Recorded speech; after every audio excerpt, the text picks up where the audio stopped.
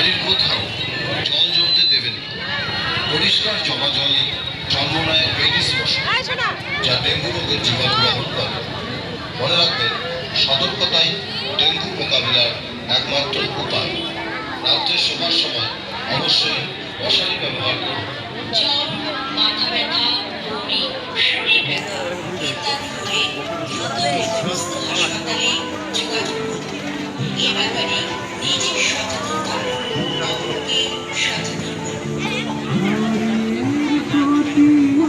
Plastic আর নয়, পরিবেশ বান্ধব সামগ্রিক জল।